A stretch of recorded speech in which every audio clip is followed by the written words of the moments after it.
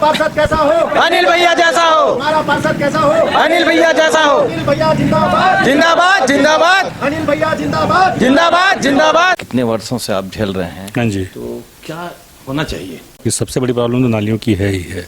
अगर उसे अगर कर देंगे तो आई थिंक ये एरिया और ज़्यादा इम्प्रूवमेंट करेगा। सबसे बड़ी समस्या आपको इस यहाँ क्या लगता है? इस एरिया में घुमा, जैसे देवपुरी के एरिया लगभग कृष्णापुरी हो, चाहे साई वाटिका हो, चाहे गौतम विहार हो, चाहे गुलाब विहार, यहाँ नालियाँ है ही नहीं।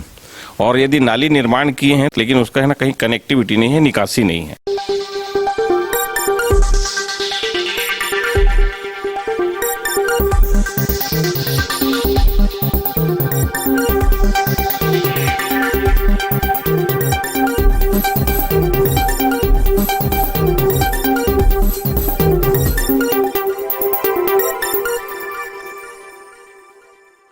रायपुर का एक ऐसा पार्षद प्रत्याशी जो आश्चर्यजनक, उन्नत एवं हाईटेक तकनीकी से मोहल्ले का समुचित एवं सुरक्षित विकास करना चाहते हैं। जी हाँ, मैं हूँ रानुप्रिया और आप देख रहे हैं हमारी स्पेशल खोजी खबर का चक्र 365। बात करते हैं महानगर रायपुर की, जहां नगरीय निकाय चुनाव में राष्ट्रीय दलों के प्रत्याशी बड़े जोर शोर से चुनाव लड़ते नजर आ रहे हैं। वहीं डॉक्टर राजेंद्र प्रसाद वार्ड क्रमांक 52 के निर्दलीय प्रत्याशी अनिल देवांगन का चुनावी समीकरण कुछ हटकर देखा गया।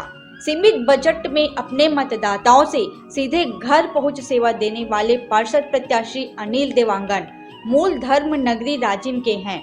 समाज सेवा के उद्देश्य लेकर शासकीय सेवा छोड़ अमलीडीह रायपुर में विगत कई वर्षों से CSC चॉइस सेंटर के माध्यम से अपने मोहल्ले वासियों को दिन रात मूलभूत कार्यों का सेवा दे रहे थे। मोहल्ले की जमीनी कमियां जैसे बचबचाती नालियां, गंदे जल भराव से फैलती बीमारियां, गलियों में ब्लैकआउट, इन सभी निजात अच्छे स्वास्थ्य सेवा एवं सुरक्षा के लिए गैर राजनीतिक पार्टी बैनर तले पार्षद चुनाव लड़कर अपने मोहल्ले वासियों को सेवा देने की चाह में निर्दलीय प्रत्याशी गुब्बारा चुनाव चिन्ह में चुनाव लड़ते नजर आए। देखे प्रत्याशी अनिल देवांगन किस प्रकार से सेवा देना चाहते हैं। बचपन से ही कुशाग्र बुद्धि और तेज तर्रार के साथ साथ समाज में काम करने की प्रवृत्ति के लिए ललक हमारे अनिल भाई साहब राजिम में जन्मे। जिस वक्त पढ़ाई की जीवन पार कर रहे थे उस वक्त आपको मालूम होगा कि धर्मनगरी राजिम की जो मेला जो लगता है, उस मेला में राजीव लोचन महोत्सव, तत्कालीन जो उस समय संस्कृति पर्यटन मंत्री थे, उनके साथ लगातार संपर्क करने के बाद राजीव लोचन महोत्सव की तैयारी करवाने में और उसको आगाज कराने में जिनकी खास भूमिका थी, वो आज आपके महानगर इस रायपुर से वार्ड क्रमांक 12 से निर्दलीय रूप में पार्षद के चुनाव लड़ रहे हैं। चूँकि उनकी व्यक्तिगत कोई राजनीति किसी पार्टी में दखल नहीं था, समाज सेवा का व्यक्तित्व उनके अंदर था और कूट कूट के भावनाएं भरी हुई थी। अमलेडी क्षेत्र में रहते हैं और उनकी इस प्रवृत्ति के कारण, उनके इस नेचर के कारण, उसके उद्देश्य के कारण उनके दिल में एक समाज सेवा की भावना उठी और वो कहते हैं कि मैं केवल समाज सेवा की भावना से और क्षेत्र के विकास के लिए मैं ये चुनाव लड़ रहा हूँ। और वो अपनी चुनाव जो है तकनीकी के सहारे लड़ रहे हैं। यानी कि वर्तमान युग में अगर देखा जाए तो तकनीकी से बढ़कर कोई चीज़ नहीं होती और तकनीकी के माध्यम से यहाँ के समाज की सेवा और समाज की सुधार करना चाहते हैं। कई उनके उद्देश्य है। बात करना चाहेंगे, आप बैठे हुए हमारे अनिल देवांगन जी जो पार्षद के प्रत्याशी हैं। आप हमारे बड़े बगल में जो बड़े भैया हैं चंद्रल जी, आपका भी स्वागत है।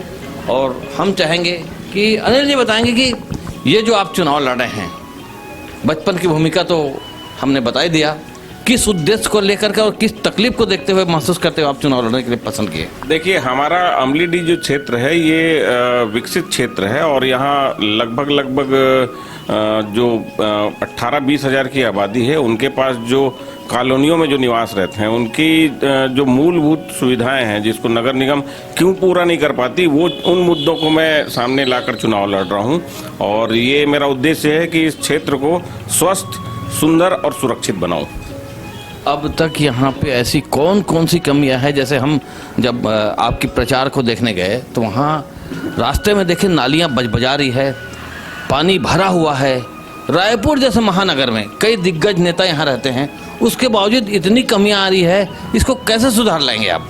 जी, पहले मैं ये बताना चाहूँगा कि हमारे जो देवपुरी क्षेत्र से जो वार्ड का हिस्सा पहले वार्ड 53 में हुआ करता था, उस वार्ड का जो हिस्सा हमारे अमलीडीह क्षेत्र में अभी डॉक्टर राजेंद्र प्रसाद वार्ड में जो सम्मिलित हुआ है, वो बेहद ही इंफ्रास्ट्रक्चर की नाकामियों का सबूत है। वहाँ किसी भी गली में, खास करके आप देखिएगा कि कृष्णापुरी के ए से लेके जे तक का जो गली है, स्ट्रीट है, उसमें कहीं भी नालियाँ नहीं है। और नालियाँ तो नहीं, अब नालियाँ यदि बनी हुई भी है तो वो किसी ड्रेनेज सिस्टम से कनेक्ट ही नहीं है।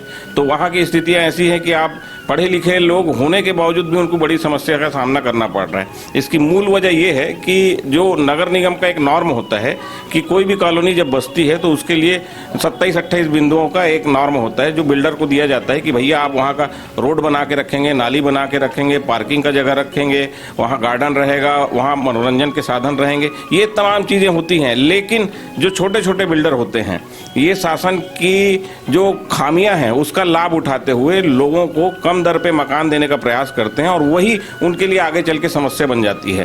तो नालियां तो है ही नहीं, कहीं पे रोड बन रहे हैं, रोड बनने के बाद मकान नीचे हो जा रहा है, उनके यहाँ जो पानी है वो बारिश का भर जा रहा है। इस टाइप समस्या बहुत सारी हैं। और एक बड़ी समस्या है जो हमारे इस पुराने वार्ड 52 में है, वो है कि शहर के एक बड़े हिस्से में जहाँ बहुत संभ्रांत लोग रहते हैं, वहाँ पे दारू की भट्टी है। दारू की भट्टी के लिए भी मेरे दिमाग में बहुत अच्छी योजना है, उस चीज़ को मैं आपको आगे अवगत कराऊंगा। तो हमारी जो मूल बातें हैं वो उसमें है ना, हम इंफ्रास्ट्रक्चर की बात करते हैं जिसका बिल्डर खामी उठाते हैं, उस बात से आपको अवगत कराना चाहता हूं। हमारे क्षेत्र में जो कॉलोनियां निर्मित हैं, लगभग 35 से 40 कॉलोनियां हैं और ये कॉलोनियां जो हैं नगर निगम के दृष्टिकोण से वैध कॉलोनी नहीं है, अनियमित कॉलोनी है। और इसको सामान्य भाषा में कहा जाता है अवैध कॉलोनी। जहां अवैध कॉलोनी की बात होती है वहां इंफ्रास्ट्रक्चर नगर निगम का हस्तक्षेप हो ही नहीं सकता। वजह यह है कि बिल्डर की जहां जवाबदारी होती है वहां नगर निगम अपनी जवाबदारी नहीं लेता। लेकिन देखिए कि हमारे क्षेत्र के रहवासी नगर निगम का भवन निर्माण से पहले भी टैक्स पटाते हैं, उसके बाद भी निरंतर टैक्स पटाते हैं, फिर भी इन सुविधाओं से वो वंचित हैं। तो ये जो चीज़ें हैं, इन चीज़ों को सुधारना है हमको, और सुधारने के साथ साथ सारी कॉलोनियों को नियमितीकरण के लिए हम संघर्ष करेंगे, युद्ध स्तर पर लड़ाई करेंगे और शासन को मजबूर करेंगे कि इनको इंफ्रास्ट्रक्चर में लाया जाए और इनको मूलभूत सुविधाएं दी जाए। एक छोटा सा उदाहरण आपको बताना चाहूँगा। जब हम किसी कॉलोनी में बसते हैं तो वहाँ एक टेम्परेरी कनेक्शन होता है, बिल्डर हमको टेम्परेरी कनेक्शन देता है। टेम्परेरी कनेक्शन में जब आपको बिल आता है कि घर का एक सामान्य आपके यहाँ 250, 300, 400 रुपये बिल आता है, वो आपको मजबूरन 1500 से 2000 पटाना पड़ता है। तब आप मजबूर होकर जब जाते हैं CACB में बिजली का कनेक्शन लेने, तब वहाँ आपको पता लगता है कि आप 3000 की जगह 26,000 आपको पटाना है। इस 26,000 को पटाने की वजह आपको जान के बड़ा आश्चर्य होगा कि उस कॉलोनी को वैध नहीं माना गया, वहाँ बिजली खंभा पोल के लिए CACB से परमिशन नहीं लिया गया है। ऐसी जो खामियां हैं, इन खामियों का फायदा बिल्डर उठाते हैं और लोगों को नुकसान होता है और अंततः 40-45 लाख का यदि कोई मकान लेके कहीं शिफ्ट हो गया तो मजबूरी में उसको छोड़ भी नहीं सकता। तो उनकी समस्याएं बहुत सारी हैं, उनका समाधान हम करेंगे एक एक करके। वास्तव में देखिए कितनी बड़ी तकनीकी की बात अनिल भाई ने बताया है कि जो बहुत सारी ऐसी बातें होती है जो जनता या ये मान के चले कि वो सब अनभिज्ञ होते हैं, उनके बारे में भी वो बिल्कुल गहराई से उनकी समस्याओं का समाधान करने के लिए तैयार है। अनिल जी एक चीज़ और बताएंगे, अभी आपने कहा था कि ये मदिरालय संबंधित कुछ आप विचार रखे थे, क्या कहना चाहते हैं? देखिए मैं तो ये कहना चाहूँगा कि जो वाइन शॉप है ये एक किस्म का दुकान है। इस दुकान को हम किसी गली मोहल्ले से छुपा के क्यों रखें? जिनको शराब पीना है वो शहर के बीच में जाके अपने आप को एक्सपोज करे।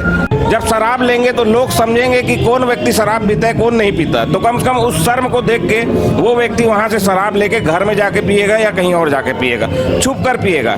लेकिन जो अंधेरे क्षेत्रों में शराब भट्टियाँ हैं, इनका नुकसान क्या है कि वो समाज के उस एरिया से जुड़ा हुआ एरिया है जहाँ पे लोग बसावट तो रखते हैं, लेकिन है ना वो इंफ्रास्ट्रक्चर के अभाव में उसी गली से होकर गुजरते हैं, उनके साथ समस्या हो जाती है। सरकार की रेवेन्यू बढ़ाना चाहते हैं तो वो घर में बैठ के बढ़ाएं। लोगों को परेशानी होती है गलियों में यदि शराब भट्टी है तो मैं इसको बिल्कुल इस पर एक्शन लूंगा और कार्रवाई करूंगा। वास्तव में जिस चीज़ को छुपाई जाती है जिस चीज़ को पर्दे में रखा जाता है कहीं ना कहीं उसमें गुनाह होता है, ये अनिल जी ने बताया है। और वास्तव में गुनाह की चीज़ों को, अगर गुनाह की स्थिति बनती है, अपराध की स्थिति बनती है, तो उनको अपराध की दृष्टि को न ला करके आम जनता के बीच उसको लाया जाए, ताकि जितने भी सफ़ेद पोश जो पर्दे के पीछे जो दिखना चाहते हैं वो खुले आम रहे, ताकि अपराध ना हो। बिल्कुल आपका मैं ये समर्थन करता हूँ अनिल जी। लेकिन एक चीज़ और मैं कहना चाहूँगा कि ये जो गंदगियाँ जो भरी हुई है, खास करके नाली से संबंधित आपने कहा है, और मैंने देखा आपके साथ प्रचार के वक्त भी मैं रहा, तो वहाँ पे सारे लोगों की एक ही बात थी कि ये जो गंदगियाँ हैं वो किस प्रकार से साफ हो, क्योंकि कॉलोनियाँ तो बन चुकी है। अब कॉलोनियाँ जब बन गई है तो उसको आप किस प्रकार से तकनीकी के माध्यम से सुधार लाएंगे, इस पर थोड़ा प्रकाश कीजिए। देखिए, इसमें एक मूलतः तकनीक पे मैं जोर दूंगा। अब तक क्या होता था कि जो हमारे नगरीय निकाय क्षेत्र में जो भी ठेकेदार हुआ करते थे वो हमारे इस बस्ती के, इस शहर के हैं ही नहीं, वो दूसरे जगह से आके यहाँ सेवाएं देते हैं। मेरा विचार ये है कि यहाँ महिला समूह है, युवाओं का ग्रुप है, इनको हम ये ठेकेदारी दें और उनके निरीक्षण में होगा, वो हमारे नज़रों में रहेंगे। तो नालियों की सफाई के लिए जो व्यक्ति मैन पावर लगाया जाता है वो उनके द्वारा लगाया जाएगा, तो उसमें नियंत्रण होगा और साफ सफाई बड़ी अच्छी मात्रा में बढ़ेगी। क्योंकि वजह यह है कि काम करने की जिम्मेदारी आप स्थानीय व्यक्ति को देते हैं तो वो बड़ी ईमानदारी से काम करेगा, ये मेरा मानना है। आपका वार्ड क्रमांक क्या है, कितने मतदाता हैं, आप क्या उम्मीद करते हैं? देखिए, हमारा वार्ड रायपुर के इस 70 वार्डों में एक महत्वपूर्ण वार्ड है और सबसे नई बसावट का वार्ड है, और यहाँ पूरे पढ़े लिखे मंत्रालय के, संचालनालय के और शासकीय कर्मचारियों का निवास है। यहाँ की आबादी लगभग 18,000 है और मतदाता पर्ची के हिसाब से यदि हम देखते हैं तो लगभग 12,500 के आसपास की यहाँ की आबादी है।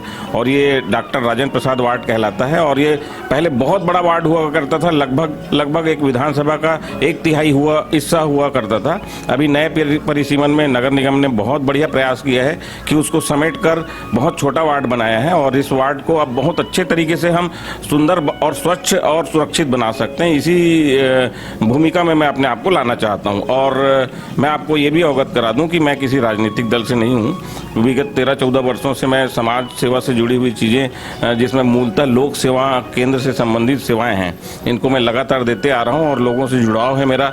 और लोगों की प्रेरणा से मैं इस चुनाव के लिए अपना मन बना पाया, क्योंकि समाज सेवा के लिए आपके पास कोई एक ऐसा हथियार होना चाहिए जिसमें आप समाज सेवा की पूरी ताकत से मदद कर सकें और उनके लिए सुविधा उपलब्ध करा सकें। तो केवल मैं इस मुहिम को, समाज सुधारने की जो मुहिम है, उसके लिए एक छड़ी के रूप में पार्षद का मैं चुनाव लड़ रहा हूँ, यही मेरी मंशा है। अनिल बड़े भैया, जिस प्रकार से तैयारियां चल रही है, जिस प्रकार से अंदरूनी संपर्क चल रहा है, जिस प्रकार से लोग अनिल जी को पसंद कर रहे हैं, बड़ी बड़ी यहाँ पे राष्ट्रीय पार्टियां हैं, कांग्रेस है, भाजपा है, बड़े बड़े दिग्गज हैं, बड़े बड़े फंड वाले हैं, बड़े बड़े पैसे वाले हैं, बड़े फाइनेंशियल उसके पीछे बढ़े हुए हैं, उसके बावजूद ऐसा लगता है कि अंदरूनी जिस प्रकार से प्रवाह अनिल जी का चल रहा है, आप लोगों ने दिखाया है। क्या लगता है कितने वोटों से विजय कराने की उम्मीद है? मैं इस सब्जेक्ट में 2 मिनट बाद बोलूँगा। पहले छोटा सा एक परिचय दे दूँ। अनिल देवांगन जी, जिससे मैं पहली बार 12-13 साल पहले उनके चॉइस सेंटर में मिला, इतने मिलनसार, सहज और सुलभ, एकदम तत्काल मुलाकात करते हैं, तत्काल निराकरण करते हैं किसी भी मतलब कार्यकर्ता को या वोटर को। इनसे मिलने में कोई दिक्कत नहीं जाएगी, तुरंत मुलाकात होगी, तुरंत उनके प्रॉब्लम को सॉल्व किया जाएगा। ये क्वालिटी इनमें कूट के भरी है, इसलिए मैं इनके साथ खड़ा हूँ। 12-13 साल से मेरे कांटेक्ट में हैं और बहुत अच्छे युवा और बहुत अच्छे कार्य करने वाले, नेता नहीं कहूँगा, समाज सेवी हैं ये, और ये बहुत अच्छे से करेंगे। अब आपके सवाल के उत्तर में मैं आ रहा हूँ। पहले तो ये बता दूँ, ये वादा नहीं कर रहे, विकास करेंगे। और हम लोग कम से कम जो अंदरूनी रिपोर्ट आई है और जो फीडबैक हम लोग को मिल रहा है, उससे हम कम 1200 से 2300 मतों से भारी बहुमत से विजय प्राप्त करेंगे। एक चीज़ मैं और बोलना चाहूँगा, हम लोग आर्थिक रूप से कमज़ोर हैं, लेकिन भले राष्ट्रीय पार्टियां कितनी भी सक्षम हों, उनको हम चुनौती देकर विजयश्री प्राप्त करेंगे। पैसे से नहीं, शिक्षित और अपने वादों से विकास करके दिखाकर विकास करेंगे, सब करेंगे। वहाँ उनको समर्थन मिल रहा है। बस इतना कहूँगा, आर्थिक रूप से हम लोग कमजोर है, लेकिन इससे कोई फर्क नहीं पड़ेगा चुनाव में। चुनाव हम लोग जीत के आ रहे हैं, भारी मतों से जीत के आ रहे हैं। धन्यवाद। देखिए, आपने दिल की बात कहा, जो सच्चाई है उसको आपने कहा। मैं चाहता हूँ कि बिल्कुल आप लोग जो हैं, ये थे हमारे बीच अनिल जी। अनिल जी, एक चीज़ और पूछना चाहेंगे कि खास करके आप अपने मतदाताओं को दिल की ऐसी कौन सी बात कहना चाहेंगे जिससे आपको ऐसा लगे उनका आशीर्वाद मिल रहा है? देखिए, आप सीधी शब्दों में तो मैं आपको यही कहूंगा कि आप मुझे एक नेता के रूप में बिल्कुल मत देखिए। समाज में जो व्याप्त बुराइयां हैं, जिसमें सबसे बड़ी समस्या हमारे क्षेत्र में स्वास्थ्य के मामले में कोई हॉस्पिटल नहीं है, उसका मैं है ना कोई बड़ा विकल्प निकालूंगा आप सभी के सहयोग से। और स्वच्छता के लिए तो मैं प्रतिबद्ध हूँ। मैंने तो समझिए इसके लिए संकल्प लिया है कि इस शहर में यदि कोई प्रवेश करता है तो उसको सुंदरता दिखनी चाहिए। उस सुंदरता के लिए मैं पूरी जान लगा दूंगा। और सबसे बड़ी बात यह है कि हमारा क्षेत्र जो है थोड़ा सा असुरक्षित है। उसके लिए हमारे तीन एंट्रियां हैं। एक होता है केनाल रोड की ओर से, और एक देवपुरी से, और एक वीआईपी रोड से। इन तीनों जगह पे मैं पीटीजेड कैमरा लगाऊंगा और ये आईपी कैमराज होंगे। इनका कंट्रोल लोकल वहाँ के जो सोसाइटी वाले हैं उनको दिया जाएगा। हम स्वयं नगर निगम भी रखेंगे। नगर निगम में मैं बैठने के बाद उसकी व्यवस्था निगम में बनाऊंगा और पुलिस प्रशासन को भी देंगे। और यहाँ जो सोशल एक्टिविटी में जो साथी लोग हैं उनको कंट्रोल करने के लिए उसका एक्सेस देंगे और सुरक्षित इस अमलीडीह देवपुरी क्षेत्र को बनाएंगे। ये मेरी मंशा है। देखा आपने, ये हैं अनिल देवांगन, जिन्होंने राजिम क्षेत्र में कई नई तकनीकों के माध्यम से वहाँ पे काफ़ी चीज़ की सुधार करने के प्रयास उन्होंने किया था। उसके बाद कुछ वर्षों से आपके महानगर रायपुर में आए हैं। महानगर रायपुर की भी इनको भरपूर प्यार मिला है। और आपने देखा कि किस प्रकार से तकनीकी के माध्यम से, जी हाँ, तकनीकी के माध्यम से बगैर किसी राजनीति संरक्षण के दबाव के आपके क्षेत्र का विकास करने के लिए संकल्पित है। मैं चाहता हूँ कि आप लोग एक बार इनको जरूर अवसर दें। और हम चाहते हैं कि कुछ ऐसा युवा हो, जो आपके बीच में ऐसा युवा हो जो एक नेता नहीं, आपका बेटा, आपका भाई हो। धन्यवाद, नमस्कार।